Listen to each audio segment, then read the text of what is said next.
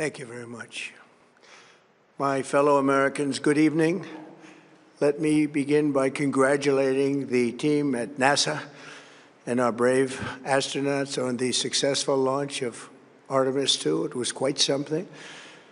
It will be traveling further than any manned rocket has ever flown and will very substantially pass the moon, go around it, and come back home from a distance that has never been done before. It's amazing. They are on the way, and God bless them. These are brave people. We want to God bless those 4 unbelievable astronauts. As we speak this evening, it's been just 1 month since the United States military began Operation Epic Fury, targeting the world's #1 state sponsor of terror, Iran. In these past 4 weeks, our armed forces have delivered swift, decisive, overwhelming victories on the battlefield, victories like few people have ever seen before. Tonight, Iran's Navy is gone. Their Air Force is in ruins. Their leaders, most of them terrorist regime they led, are now dead. Their command and control of the Islamic Revolutionary Guard Corps is being decimated as we speak. Their ability to launch missiles and drones is dramatically curtailed, and their weapons, factories, and rocket launchers are being blown to pieces. Very few of them left.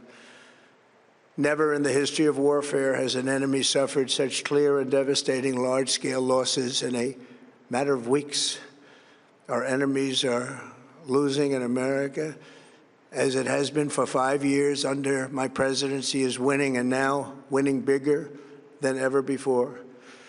Before discussing this current situation, I also want to thank our troops for the masterful job they did in taking the country of Venezuela in a matter of minutes.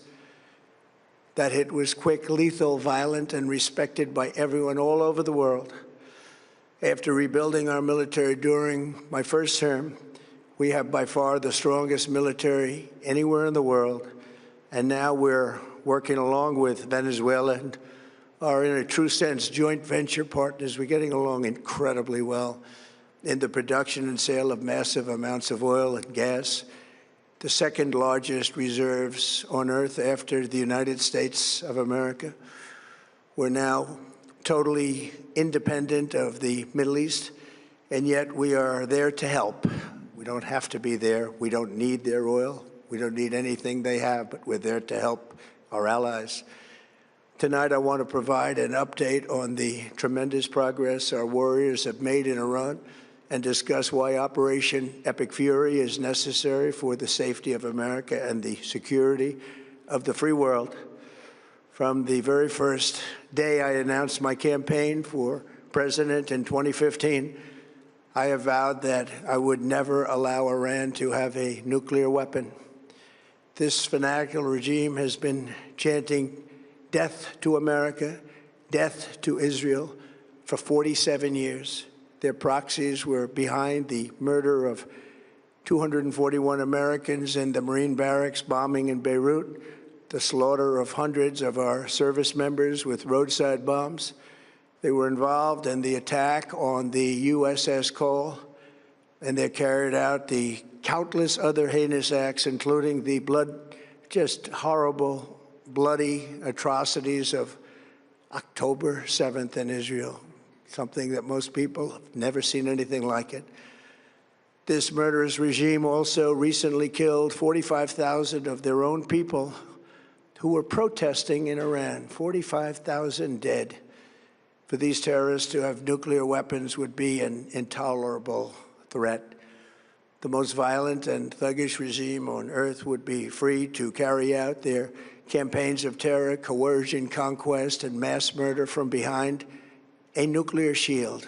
I will never let that happen, and neither should any of our past presidents.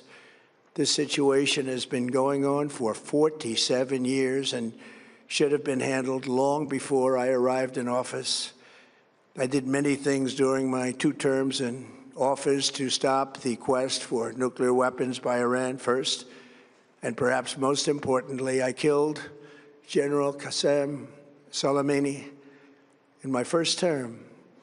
He was an evil genius, brilliant person, a horrible human being, however, the father of the roadside bomb. And he lived just horrible what he did. Iran would have been perhaps in far better, stronger position. Had he lived, we would have had probably a different conversation tonight. But you know what? We'd still be winning and winning big. And then, very importantly, I terminated Barack Hussein Obama's Iran nuclear deal, a disaster. Obama gave them $1.7 billion in cash, green cash. Took it out of banks from Virginia, D.C., and Maryland, all the cash they had. He flew it by airplanes in an attempt to buy their respect and loyalty, but it didn't work. They laughed at our president and went on with their mission to have a nuclear bomb. His Iran deal would have led to a colossal arsenal of massive nuclear weapons for Iran, and they would have had them years ago, and they would have used them. It would have been a different world. There would have been no Middle East and no Israel right now, in my opinion, the opinion of a lot of great experts, had I not terminated that terrible deal. And I was so honored to do it. I was so proud to do it. It was so bad right from the beginning. Essentially, I did what no other president was willing to do. They made mistakes, and I am correcting them. My first preference was always the path of diplomacy, yet the regime continued their relentless quest for nuclear weapons and rejected every attempt at an agreement. For this reason, in June, I ordered a strike on Iran's key nuclear facilities, an Operation Midnight Hammer. Nobody's ever seen anything like it. Those beautiful B-2 bombers performed magnificently. We totally obliterated those nuclear sites. The regime then sought to rebuild their nuclear program at a totally different location, making clear they had no intention of abandoning their pursuit of nuclear weapons. They were also rapidly building a vast stockpile of conventional ballistic missiles and would soon have had missiles that could reach the American homeland, Europe, and virtually any other place on Earth. Iran's strategy was so obvious. They wanted to produce as many missiles as possible, and they did, with the longest range possible. And they had some weapons that nobody believed they had. We just learned that out. We took them out. We took them all out so that no one would really dare stop them. And their race for a nuclear bomb, a nuclear weapon like nobody's ever seen before. They were right at the doorstep. For years, everyone has said that Iran cannot have nuclear weapons, but in the end, those are just words if you're not willing to take action when the time comes. As I stated in my announcement of Operation Epic Fury, our objectives are very simple and clear. We are systematically dismantling the regime's ability to threaten America or project power outside of their borders.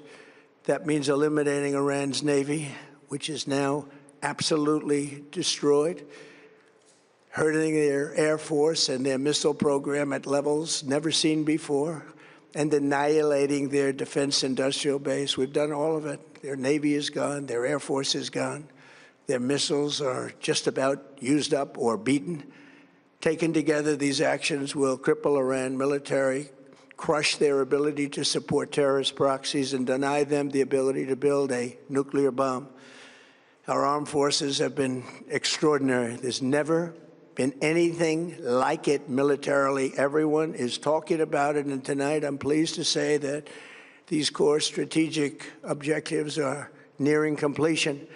As we celebrate this progress, we think especially of the 13 American warriors who have laid down their lives in this fight to prevent our children from ever having to face a nuclear Iran.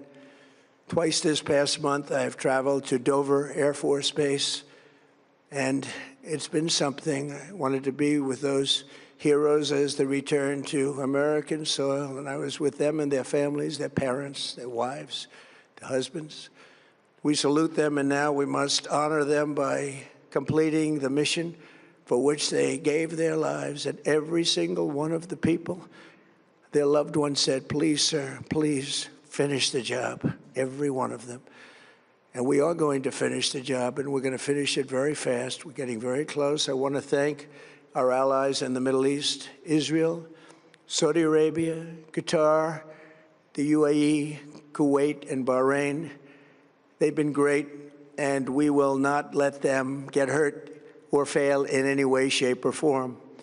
Many Americans have been concerned to see the recent rise in gasoline prices here at home. This short-term increase has been entirely the result of the Iranian regime launching deranged terror attacks against commercial oil tankers in neighboring countries that have nothing to do with the conflict. This is yet more proof that Iran can never be trusted with nuclear weapons. They will use them, and they will use them quickly. It would lead to decades of extortion, economic pain, and instability worse than we can ever imagine. The United States has never been better prepared economically to confront this threat. You all know that. We built the strongest economy in history. We're going through it right now, the strongest in history. In 1 year, we've taken a dead and crippled country. I hate to say that, but we were a dead and crippled country after the last administration and made it the hottest country anywhere in the world by far, with no inflation, record-setting investments coming into the United States, over $18 trillion, and the highest stock market ever, with 53 all-time record highs in just 1 year.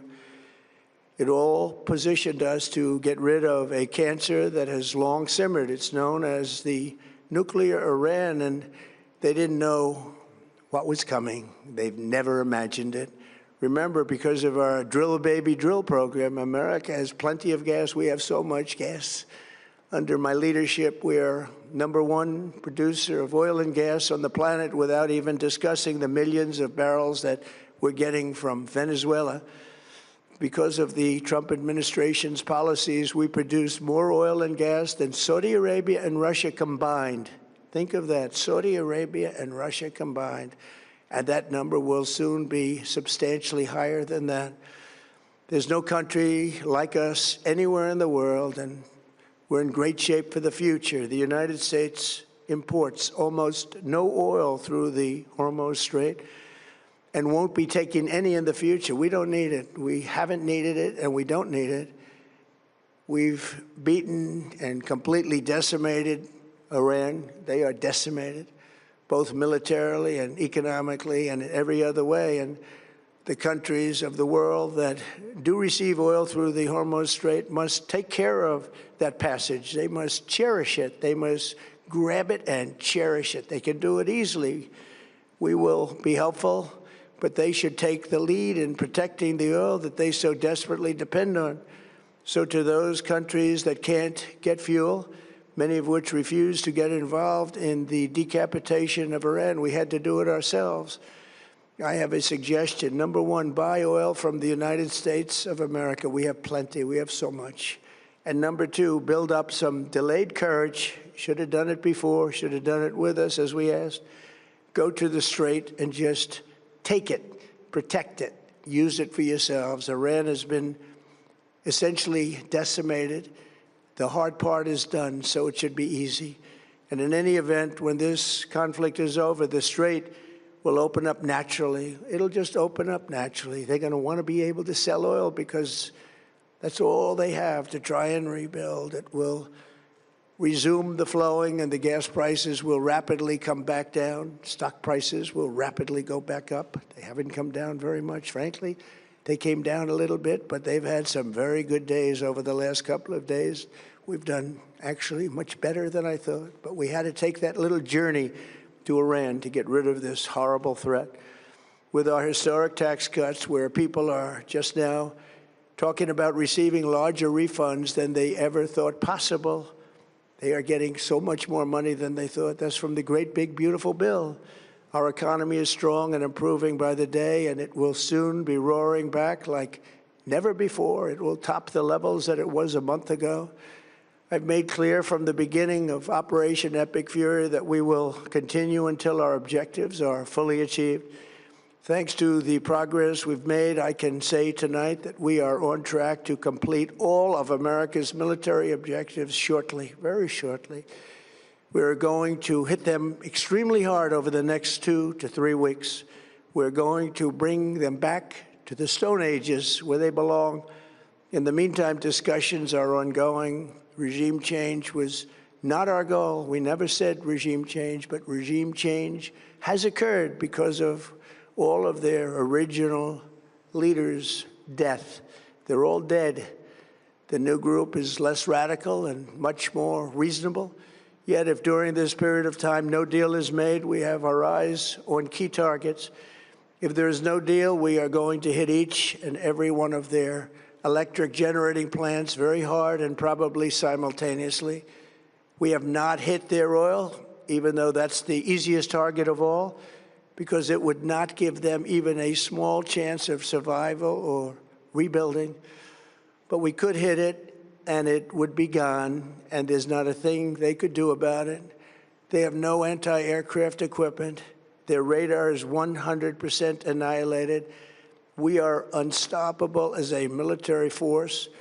The nuclear sites that we obliterated with the B-2 bombers have been hit so hard that it would take months to get near the nuclear dust, and we have it under intense satellite surveillance and control. If we see them make a move, even a move for it, we'll hit them with missiles very hard again. We have all the cards, they have none. It's very important that we keep this conflict in perspective. American involvement in World War I lasted 1 year, 7 months, and 5 days. World War II lasted for 3 years, 8 months, and 25 days. The Korean War lasted for 3 years, 1 month, and 2 days.